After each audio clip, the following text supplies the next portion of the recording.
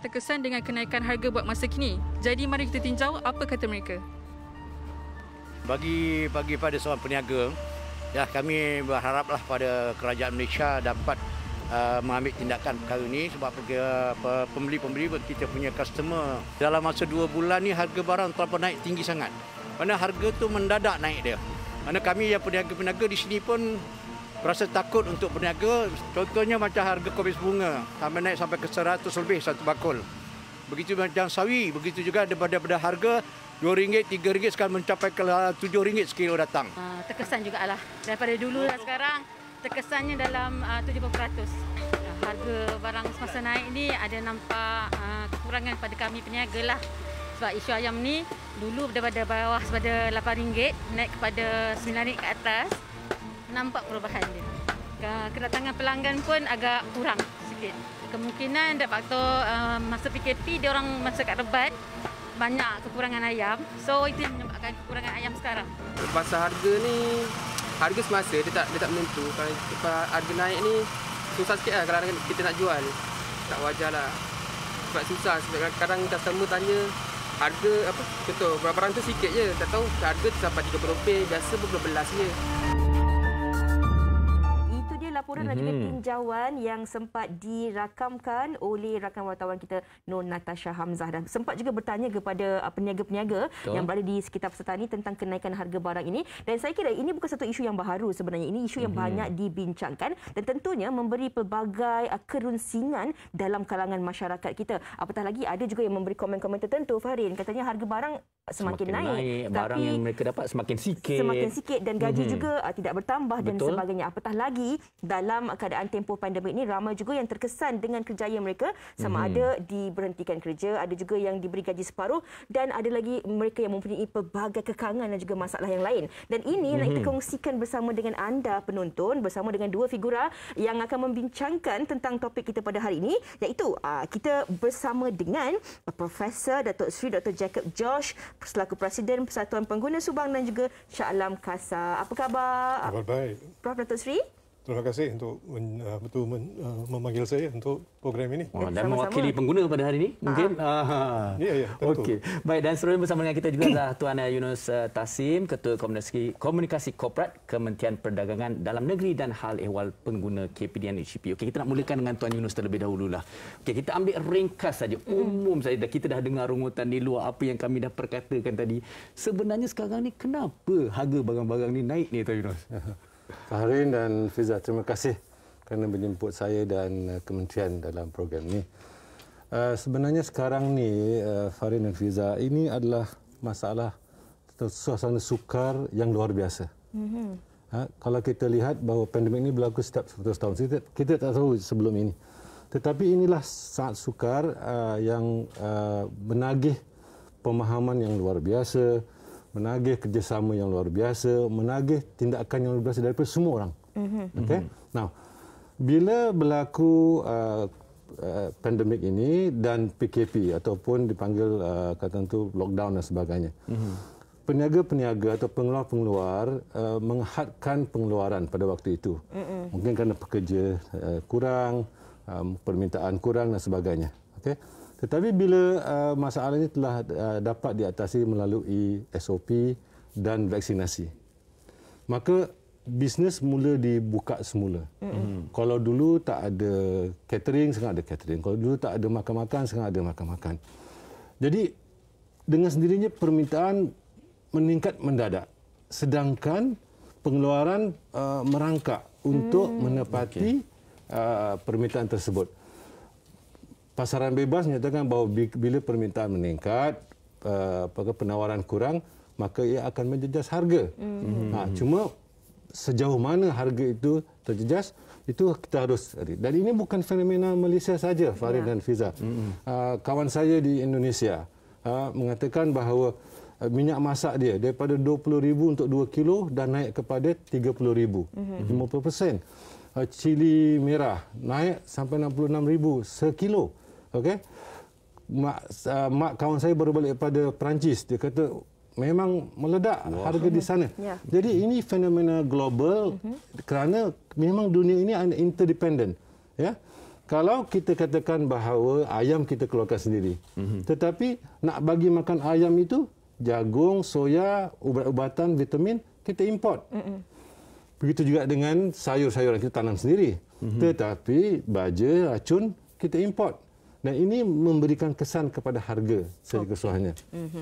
Itu penjelasan, saya kira penjelasan ringkas dan mudah juga untuk difahami bagaimana jika permintaan melebihi pengeluaran, pastinya akan ada perbezaan harga ataupun kenaikan harga di situ. Ya. Tetapi Datuk Seri, kita nak tanya juga, kalau kita cakap, saya baca di media sosial, ada orang kata tak pernah satu zaman daripada zaman dulu. Kalau kita jangan bandingkan zaman kita hari ini dengan zaman dulu. Jangan kita bandingkan 50% dulu dengan 50% sekarang, kerana zaman dan juga lanskap kehidupan dah berubah. Tetapi ada di media sosial yang katakan, daripada zaman dulu tak pernah ada satu zaman pun yang kita cakap barang murah. Semua zaman pun memang harga barang, mereka yang duduk di zaman itu akan mengatakan harga barang mahal. Tetapi peranan Datuk Seri sendiri sebagai persatuan pengguna, bagaimana kita nak memberi kefahaman dan memahami kesengsaraan yang dialami oleh pengguna ini tentang keadaan semasa ini, Datuk Seri? Masalah yang ditimbul pada masa ini ialah persepsi. Persepsi dan juga sebab kita ada pelakon-pelakon baru yang mempolitikkan isu yang kini ada. Sebab mereka tidak ada isu-isu yang lain. Dan mereka telah mengapi-apikan keadaan tersebut dan memberi satu gambaran yang tak tepat. Dan bila mereka meracuni pemikiran pengguna kita yang selalunya sudah ada satu ekosistem di mana harga-harga munasabah dan sebagainya, tapi daripada 2 tahun yang baru kita mengalami COVID dan post-COVID atau masih lagi COVID ekosistem, ada begitu banyak cabaran-cabaran yang datang dan sebagainya. Dan apa yang mustahil untuk kita tahu, adakah isu ini sebab eksploitasi? Adakah isu ini sebab ini keadaan atau norma baru? Macam rakan saya ada beritahu, ini adalah satu fenomena global. Dan semua makanan yang kini kita ada di dalam negara kita banyaknya diimportkan. Sebab di dalam Malaysia kita mesti tak boleh nafikan kita tidak ada security makanan. Tanah-tanah subur kita langsung tidak ada seperti dulu. Dulu bila saya di sekolah di Sungai Petani, kita baca di geografi, Kedah, orang Kedah, orang utara. Saya cakap bahasa pun dah tahu kan. Pada masa itu dia kata Sungai Petani atau Kedah is the food rice bowl of Malaysia. Sekarang mana rice bowl kita? So keadaan itu dan falsafah pengguna kita mesti nak ubah. Jika mereka nak makanan daripada A sampai ke dapur mereka yang begitu murah, apa akan jadi kepada nelayan kita? Petani kita, orang-orang yang menjadi talian untuk makanan tersebut untuk sampai kepada kita. Hanya kita nak yang murah-murah. Mereka akan jadi muflis sebab dia punya operation cost itu begitu tinggi. So ini ialah satu norma baru ekosistem. Dan satu ekosistem yang baru, dan kita nak tengok bagaimana kita nak mengatasi masalah yang kini ada. Kita tak boleh menggunakan taktik 60-an, 70-an, 80-an dan sebagainya. Dan apa sebab itulah saya selalu kata the time has come untuk kita ada satu new normal, satu majlis tindakan khas. Khasnya, bila saya kata khas, mestilah ini ialah satu task force daripada ahli-ahli atau pegawai-pegawai khas daripada semua kementerian duduk di dalam sana. Dengan kasar juga sebab ada pengalaman dan dipengerusi oleh Yang Amat Berhormat Perdana Menteri kita. Dan one stop center bukan selalu ada kenaikan harga barangan dan sebagainya. Kita kutuk KPD dan HCP. Sebab KPD dan HCP hanya satu agensi. We are dependent on other agencies. Saya suka apa yang Datuk Seri katakan, bagaimana kita sekarang ni cuba untuk sama-sama membantu masyarakat kita mengatasi masalah ini. Ini yang kita nak bincangkan hari ini. Bila kita bercakap tentang masalah harga barang ni, Datuk Seri dan juga Tuan Yunus, ramai dalam kalangan pengguna. Macam hari ini baru kita terbuka mata dan juga mendengar, sebenarnya ia melibatkan banyak orang. Kalau kita nak letakkan makanan di atas meja, semua orang letakkan makanan atas meja, harga murah, tapi bagaimana pula dengan nasib pelayan, petani, pesawah dan sebagainya. Bila kita cakap tentang masalah global ini, ada satu paparan di media sosial, rakan yang tinggal di Paris, katanya harga gas dan juga elektrik naik sehingga 65%. Jauh kenaikannya berbanding di negara kita. Tetapi bagaimana kita nak kongsikan kepada penonton bahawa sebenarnya pilihan juga ada di tangan kita. Kita boleh memilih, kita kena lebih banyak membuat pembacaan, perbandingan yang mana kita boleh memilih untuk membeli dengan harga yang lebih mampu milik sebenarnya. Betul, Fiza. Saya rasa untuk mengharapkan pengguna membuat research itu kadang susah. Satu lagi, trend pengguna kita suka baca tajuk aja. Detail tu tidak mau baca. Ya? Contoh. Kita bagi, sebenarnya pengguna itu banyak pilihan. Saya selalu cakap dengan isteri saya. Ya, tentunya. Bang, jangan lupa beli ayam, ambil yang segar. Okay. So, cakap pasal ayam segar tu, saya ada tengok ni. Cara segar, terpaksa katanya jangan beli kat supermarket bang. Kerana tu ayam segar beku ataupun sejuk beku. So, terpaksalah kita ikut dia pergi pasar. Okeylah, dia kata segar. Potong 8. Okay? Dan bila balik itu, tengok malam tu bukan masak ayam. Masak yang lain. Saya kata ayam tu mana tadi? Masuk dalam peti ais. Lah, kenapa nak beli segar? Kenapa nak beli segar? In the first place, kalau nak masuk dalam peti ais, 3 hari lepas tu baru dia masak. Dan kita harus tahu bahawa bila kita membeli itu, kita bukan hanya membeli barang asas. Kita beli juga kadang-kadang convenient. Minta ayam tu dipotong, convenient. Okay? Minta beli ayam tu setempat, itu adalah cita rasa. Dan ada gaya tertentu. Tiap-tiap tu ada komponen harga. Kan? Dan dalam memilih barang-barang tersebut, kita harus tahu bahawa consumer behavior, kelakuan consumer itu menentukan harga yang kita bayar. Ini menarik ni. Ya. Jangan kita rasa bahawa aku nak pergi pasar kerana nak minta dipotong 8 itu free. Mana harga itu? Tidak. Dia dah masuk ada sekali. harga, dah masuk sekali. Macam kes ikan siakap itu. Yang masak lain, yang ni lain. Betul. Ada juga orang buat perbandingan kan. Contohnya, kenapa saya beli contohnya ikan siakap di pasar raya harganya begini. Tetapi kalau orang yang jual yang fresh tu harganya berpuluh ringgit. Betul. Dan dah masak harganya sebab berbeza pula. masa dia tak pelihara tu, dia kena bagi makan terus. Ini sebenarnya yang ramai. Kita tak faham saya. Masalahnya lah pengguna kadang-kadang dipanggil, saya kalau cakap ni nanti pengguna attack saya dah. Datuk Seri Jeling tu. Ini merupakan consumer behavior lah yang kita harus. Jadi advokasi kementerian tu lebih kepada perlakuan pengguna. Kita kata di mana nak beli, apa nak beli, dan waktu bila nak beli. Kalau waktu sale sekarang ni kita buat program jualan keluarga Malaysia. Ambil kesempatan ini untuk beli dan kurangkan kita punya kos. Jadi pengguna yang bijak. Okey, berbicara mengenai itu, kita akan banyak lagi kita nak bincangkan, tapi kita juga tak nak ketinggalan untuk meninjau pendapat mereka di luar sana tentang isu ini. Kita dengarkan.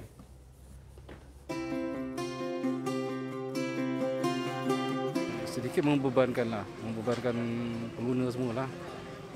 Sekarang kata baru je lepas nak survive daripada PKP ini, dan tiba-tiba barang pun kos pun naik kan. Memang terkesan benda ni pasal dia kenaikan dia melebihi daripada 50%. Boleh katakan average semua barangan lah, bukan setakat barang masakan, makanan, barang basah aja, barang binaan semua naik sekali. Kita kena bijak memilih jugalah macam mana pun. Kita kena survey jugalah macam mana sekalipun. Pasal ini keperluan hidup ni memang kena ambil juga macam mana sekalipun. Memang kita kena beli juga kan. Tapi macam mana pun kita kena seimbang lah. Kita kena tengok survey antara semua mana yang paling rendah. Memang terkesan. Macam dulu macam kita bawa duit 100 boleh lagi beli kan. Sekarang baru ni pergi pasar raya pun 300 baru dapat semua barang. Yelah macam pihak yang wajib lah kan. Sepatutnya diorang pantau lah harga. Tapi sekarang tengok diorang tak ada pantau harga lah. Macam barang-barang basah, barang kering pun naik. Macam minyak, beras. Dulu harga dia kita boleh mampu lagi lah kan. Sekarang tu makin lama mungkin naik harga dia. Saya sebagai pembeli agak terkesan lah sedikit. Tapi sebab itulah kita macam catu sikit lah. Minggu ni kita dah plan dah. Makan sayur sekian-sekian saja. Mi tak boleh beli banyak-banyak terus. Itulah bagi saya pun dia macam agak tinggi nak, sebab dia macam dia persentage naik tu agak tinggi, sangat tinggi. Sampai kan bila pergi mana-mana ke jumpa staf saya ke dia semua merungut cakap, alamak barang basah dah naik. Baik, kita faham semua bersetuju, semua merungut, semua mengeluh. Tetapi ini yang kita nak tanyakan kepada Datuk Seri Dr. Jacob tentang inilah dia, bila kita nak kaitkan juga tentang tabiat berbelanja masyarakat kita, consumer behavior. Okey, sekarang ni kita merungut, kita mengeluh. Tetapi adakah kita benar-benar memahami tentang perkara ini dan kenapa perkara ini berlaku dan kemudian perkara-perkara kecil yang kita boleh lakukan untuk mengatasi, tapi kita tak peduli pun sebenarnya, tapi kita tu mengeluh saja. Apa pendapat? Soalan pertama iaitu kita mesti nak tanya, adakah pengguna kita ialah seorang pengguna yang bijak? Yang ada checklist dia sebelum dia pergi membeli barang, atau adakah dia seorang pengguna yang impulse buying? Beli aja, nampak free ke, 20% off ke, 30% off, pergi beli. Tak payahlah sotong itu RM100 ke, ikan siakap itu RM2,000. Rasa nak keluar set. Dia terasa. Saya makan cili ke sedap. So, ini menjadi masalah yang begitu besar. So, walaupun kementerian di dalam KPDN, saya pun dalam tim tersebut, kita dah bangkit buat begitu banyak conference meeting dan bengkel-bengkel untuk meninggikan taraf pendidikan atau falsafah konsumerisme. Tapi masih ada satu tabiat yang begitu negatif. Saya mesti nak semua yang moral. Macam kata tadi, jika you nak semua moral, apa akan jadi kepada golongan-golongan contributing untuk makanan di atas meja atau di dapur? Itu soalan pertama. Jangan fikir tentang diri kita sendiri saja, sebab nelayan juga pengguna. Petani kita pun pengguna. Orang-orang yang bekerja bawah kita di dalam industri yang mana pun pengguna juga. Begitu juga kita. So, falsafah itu mestilah dilanjutkan. We must have a wider horizon untuk itu. Dan bila mereka kata adalah golongan-golongan yang eksploitasikan keadaan tersebut dan sebagainya, biar saya clear the air. Kasa ada buat siasatan terperinci seluruh Malaysia. Adakah golongan-golongan mengeksploitasikan keadaan supaya kita ada keadaan sekarang? Dalam siasatan kita langsung tidak ada. Ini ialah satu masalah global. Yang kedua, sebab pandemik. Dan ada banyak macam kita dah tahu apakah ingredient-ingredient yang susah. Sumber manusia, pekerja, muflis, gaji tak ada, syarikat tutup, talian pun pengangkutan semua dah offset. So ini ada, dan eksploitasi langsung tidak ada. Jika ada pun sedikit dibanding dengan 10 tahun yang lalu. Dan untuk itu kita ada undang-undang. Tapi kita tak boleh terus kata, kita nak gunakan contohnya undang-undang kawalan harga. Itu bukan silver bullet. We have to be realistic. Apakah keadaan sebenarnya? Jika ada eksploitasi, ada evidence kukuh, kita ambil tindakan. Dan rakan-rakan kita lebih dari 2,000 di KPDN HCP akan ambil tindakan. Yang sebenarnya akan ada kesan sampingan kalau kita terus buat kawalan harga. Dan kita nak kongsikan apa yang tadi Datuk Seri katakan itu tadi, mungkin ada kaitannya dengan soalan yang ditanyakan oleh rakan kita di Facebook, Profesor Datuk Seri, iaitu daripada Baharudin Kasim. Katanya, tadi dia tanya ahli-ahli panel lah, bagaimana kerajaan nak kawal pihak-pihak yang buat untung atas angin atau orang yang kuasai harga barang-barang tapi tak bagi pengeluar dan juga penternak peniaga yang aturkan. Sekali itu dah pun Datuk Seri jawab soalan itu tadi. Dan adakah isu monopoli dalam hal ni agaknya? Terima kasih untuk bangkit itu sebab saya nak bincang. Isu ini adalah satu isu yang kita bincang dari masa Tan Sri Syaril menjadi menteri dan selepas itu. Dan keadaan yang kita bincang itu sebab pada masa itu ada satu pemimpin yang kata besok kita ambil kuasa, lusa harga minyak akan turun, tapi tak turunlah walaupun dia orang ada ambil kuasa sampai hari ini. Ini adalah satu isu yang macam yang kata tadi disebabkan oleh ingredient yang kita dah bincang tadi yang kita ada. Yang kedua itu, apakah peranan kerajaan di dalam isu ini? Kerajaan hanya boleh memantau sebab we have free enterprise. Kita tak boleh kontrol sampai peniaga-peniaga pun mati. Dan jika kita turun padang dan bincang dengan contohnya pemborong atau pembeli atau penjual di pasar, dia akan tunjuk you dia punya invoice. Dan invoice itu dia beli harga itu. Bukan dia nak jual lebih bawah daripada harga yang dia menerima. So we have to be fair and reasonable sebelum kita ambil tindakan-tindakan. Saya nak tambah apa yang Datuk Jacob terangkan bahawa pemantauan dan pemeriksaan KPDN HCP tidak hanya setakat peniaga runcit. Itu yang masalah kata tu netizen bangkitkan. Apakah kita tak buat kerja? Nah, kita pergi sampai ke tahap pengeluar. Kita pergi sampai ke tahap pemborong dan kita cek dengan dia seperti mana Datuk Jacob kata bahawa pergi ke peniaga runcit, kita cek dengan invoice berapa dia terima dan sebagainya. Pergi pengeluar, kita nak tahu semua cost factor yang terlibat. Begitu dengan pemborong. Dan bila di situ ada pengambilan keuntungan yang berlebihan atau dalam bahasa sekarang pencatutan. Maka kita akan bertindakan. Contoh tentang ikan siakap tu. Okey, kita kaji apakah ada berlaku pencatutan. Dia kena kata orang tu justify berapa lama dia bagi makan dan sebagainya dan sebagainya itu semua. Dan kalau memang ada elemen pencatutan, maka kita akan ambil tindakan. Itu satu. Yang pertama, yang kedua, di KPDHP kita ada MyCC, iaitu Suruhanjaya yang mengawal tentang monopoli dan juga kartel. Ya. Kalau ada elemen-elemen tersebut, maka kita akan ambil tindakan. Contoh baru MyCC telah mengambil tindakan terhadap sebuah syarikat kerana ada elemen monopoli di situ. Okey. Tapi kalau kita tinggalkan tentang perkara itu, kalau kita lihat apa yang dilakukan oleh pihak kerajaan hari ini sememangnya cuba untuk menyelami dan juga memahami kesusahan yang dialami oleh rakyat ketika ini. Apatah lagi saya kira KPDN HCP sendiri sentiasa memantau dan memastikan harga barangan sememangnya selaras dengan ekonomi pengguna yang rata-rata kebanyakannya dalam golongan B40 ini. Dan kalau kita lihat hari ini ada macam-macam juga kempen yang dilakukan sebenarnya untuk membantu masyarakat dan juga pengguna. Contohnya seperti karnival, harga murah, skim pembelian pukal dan baru-baru ini juga yang baru dilancarkan iaitu skim harga maksimum keluarga Malaysia. Semalam sewaktu saya membuat pembacaan tentang topik kita ini, saya kira banyak sebenarnya thread yang dikongsikan di Twitter berkaitan tentang skim harga maksimum keluarga Malaysia ini yang mana mereka memberi mewara-warakan kepada pengguna-pengguna ataupun netizen supaya kalau anda rasa anda dalam kesusahan, kesukaran nak beli barangan yang murah, ada sebenarnya inisiatif yang dilakukan. Mungkin Datuk Sri dan juga Tuan Yunus boleh kongsikan. Tapi kita mesti memastikan iaitu ini ialah short term measure.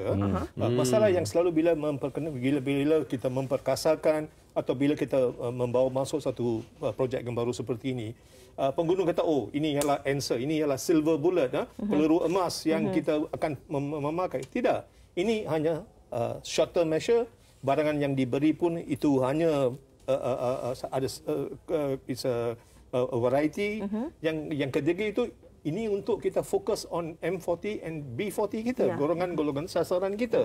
Dan untuk saya, apa yang mustahak kita buat pada masa ini, bukan kita ambil tindakan atas isu ambil perhatian orang yang makan siakap ke makan betul. Tapi golongan-golongan sasaran kita, the M40 and the B40. Dan sebab itulah saya kata, masa dah sampai di mana bukan hanya isu-isu yang kita tengok, kita also tengok apakah gaji minima. Adakah mereka ada gaji minima pada masa ini 1,200 daripada KASA punya statistik. Mesti minimum wage should be 2,700. So there is a shortfall di sana. Okey. Baik. Saya rasa apa yang Datuk cakap itu betul dan kita harus acknowledgekan bahawa kerajaan bukan saja mengambil short term measure. Memang dalam keadaan terdesak begini bahawa kita harus membantu golongan sasaran kita nak. Jadi kita adakan kempen skim jualan keluarga Malaysia di mana barang-barang asas tu kita kata pengaruh kepada penjual-jual itu untuk menjual dengan harga yang murah. Itu pertama. Yang kedua, kerajaan juga secara jangka panjang telah menubuhkan dipanggil Majlis Tindakan Kos Sara Hidup. Dan ini dia menggembelengkan semua kementerian, bukan soal isu harga barang ini bukan sekarang, dia berpanjangan. Biarpun kerajaan berubah, okey. Tetapi dalam keadaan sekarang kerana pandemik ini ia harus digarap melihat semula polisi security food security negara atau keselamatan negara. Dan ini mengambil kira tentang peranan KPDHP, MAFI, betul juga dengan Kementerian Pengangkutan dari segi logistik, betul juga dengan Kementerian Keuangan dari segi apakah imbalan-imbalan yang harus diberikan, termasuk juga Kementerian Sumber Manusia tentang penggembelengan tenaga-tenaga atau pekerja-pekerja asing dan seperti Datuk kata tadi kata tu gaji minima.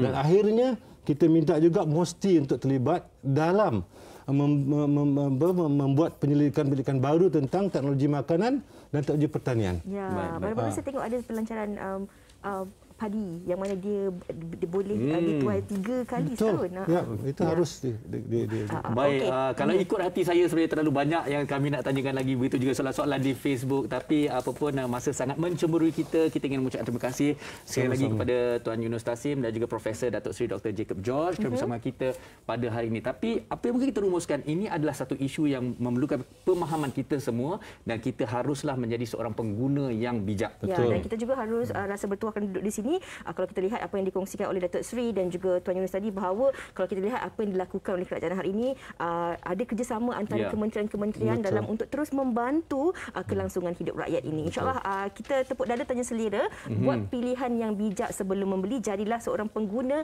yang bijak. Okey, kita berehat seketika, kembali lagi selepas ini. Terima kasih.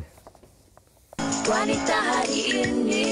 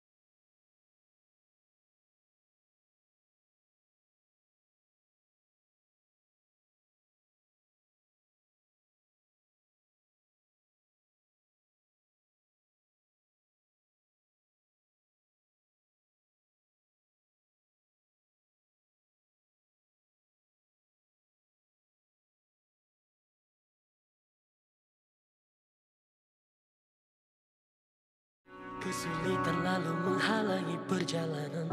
Langkah ini tetap ku gagahi dengan sepenuh jiwa.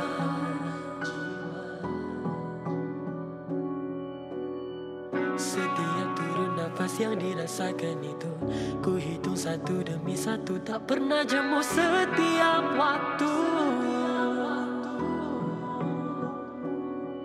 Berputar masa berlalu, ku tetap kaku di sini. Semua rasaku menjadi beku.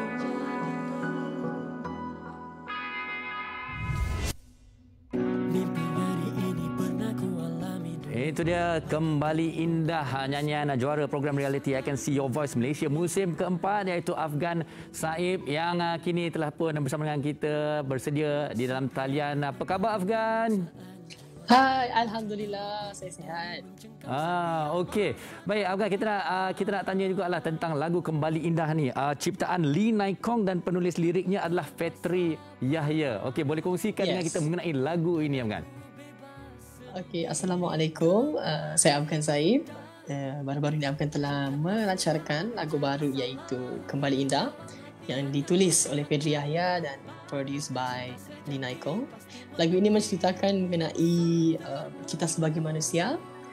Jangan kita anggap kegagalan itu sebagai satu penghalang untuk kita terus maju ke hadapan, tapi jadikan dia satu pengajaran dan lakukan yang terbaik dalam hidup. Ya. Okey, jadi kalau melihat bagaimana, apa pendapat Afgan sendiri tentang lagu ini? Adakah rasa selesa, rasa seronok, dan mungkin apa harapan untuk lagu Kembali Indah ini? Sejujurnya lagu ini bukan genre yang Afgan selalu nyanyi, tapi bila mendengar dan meneliti lagu dan melodi, saya ambil lagu ni dan saya nyanyikan dengan tunjuk ajar daripada Fedri sendiri, Encik Fedri dan Lee Nai Kong. Dan Afgan harap lagu ini mampu membawa nama Afgan ke bidang nyanyian dan diterima umum, insya-Allah. Okey. Kabarnya kalau kita lihat Afgan memasang harapan untuk jadi seorang penyanyi, dan kabarnya juga Afgan masih lagi juga menuntut. Jadi macam mana nak menyeimbangkan masa di antara karier dan juga minat ni Afgan? Okey, sekarang Afgan berada di semester terakhir dan tahun terakhir pengajian. Jadi insya-Allah mungkin selepas sahaja selesai pengajian ini barulah Afgan kembali aktif dan terus cuba untuk menyertai program-program televisyen yang berunsurkan nyanyian, of course, untuk orang lebih kenal Afgan, dan Afgan pun boleh explore dan eksperimen on my own self dalam nyanyian Afgan sendiri. Baik Afgan, seperti mana kita saksikan video klip dan juga liriknya juga ada, dan sekiranya para peminat ingin mengikuti perkembangan Afgan, di mana mereka boleh menyaksikan video tersebut dan juga terus mengikuti perkembangan Afgan sendiri? Okey, anda semua boleh menyaksikan muzik video Kembali Indah di YouTube Alternate Music and Talents di YouTube. Also boleh follow Afgan on Instagram, Facebook, also Twitter untuk perkembangan Afgan, dan we can contact to one another. Yes. Baik, terima kasih sekali lagi Afgan Said. Semoga terus berjaya dengan single terbaru Kembali Indah. Baik, kepada para penonton wanita hari ini, pastikan terus bersama dengan saya. Saya akan kembali bersama dengan Fiza Sabjahan. Saya nampak beliau kat sana tu tengah tengok harga barang tu. Jadi teruskan bersama dengan saya. Wanita hari ini.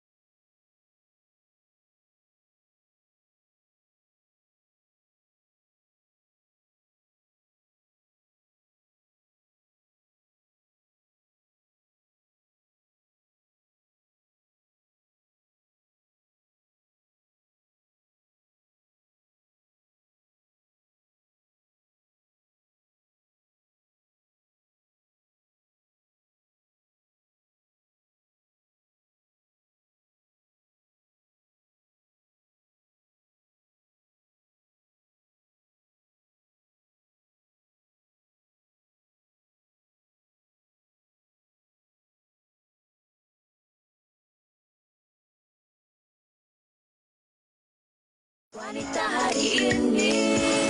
Baik, kita telah pun sampai ke penghujung siaran kita pada hari ini. Tadi kita dah ada satu perbincangan cukup ringkas tetapi padat yang penuh pencerahan. Jadi pada Fiza sendirilah, saya tengok awak tadi pun rasa macam dah terasa-terasa kan. Jadi apa perubahan yang awak akan buat selepas kita dengarkan pencerahan tadi itu? Saya kira bukan saya saja, penonton-penonton kita di Facebook pun ramai yang memberi komen yang mereka inginkan solusi daripada perbincangan kita sebentar tadi. Dan saya kira apa yang perlu kita lakukan sebagai saya lah, ini saya sendiri, saya rasa saya perlu jadi pengguna yang lebih bijak dan tahu untuk memilih mana yang lebih baik. Saya rasa saya perlu berjimat juga. Jadi saya kena buat pilihan lah. Kalau sebelum ni Fahrin, saya pergi beli barang mungkin di supermarket A, harganya lebih 30 sen sebab dia dekat dengan rumah saya. Tapi mungkin saya boleh pergi yang jauh sikit tapi harganya jauh lagi beza, 50 sen ataupun 60 sen kalau dikira dihitung sebenarnya lebih menjimatkan. Rajin-rajin kita buat perbandingan. Kalau dulu malas kan kena rajin sikit dan mungkin juga ubah tabiat gaya hidup kita juga sebenarnya. Tapi kita faham kerana rata-rata kita ni semua ada kesusahan yang berbeza-beza. Ada orang yang dapat gaji tetap, ada orang yang gajinya mengikut cuaca, ada yang macam-macam kesukaran dan kesusahan yang ingin mereka lakukan, yang mereka terpaksa lalui demi untuk menyiapkan hidangan di atas meja. Jadi saya kira kita harap semua pihak dapat mencari titik tengah, sama-sama membantu pengguna-pengguna meneruskan kelangsungan hidup. Baik, dan kami akan kembali esok dengan satu lagi topik menarik iaitu COVID-19, kepentingan dos penggalak kepada wanita. Awak dah ambil dah? Saya belum lagi, saya tunggu masa saya nak ambil. Saya pun belum cukup 6 bulan tapi tak sabar nak ambil sebenarnya. Esok kita bincangkan tentang kepentingan dos penggalak ini kepada wanita khususnya. Assalamualaikum. Jaga diri. Anaknya dia ratu di hati, tunggak keluarga, kalau bukan dia siapa lagi? Wanita hari ini bijak mengatur, mengurus mata wataknya, usahawan, ibu, istri, permaisuri. Wanita hari ini di zaman modern masih kekalkan adatnya, dihormati, disayangi, disanjungi. Dia usahawati aliran masa kini, dia penyambung warisan Sri Kandi. Dia lemah lembut, baik budi pekerti, tapi cekal hati, dia tambah berani pendidik. Puteri dalam hal jati diri, dia permaisuri kepada si suami, kepada anaknya. Dia ratu di hati, tunggak keluarga, kalau bukan dia siapa lagi?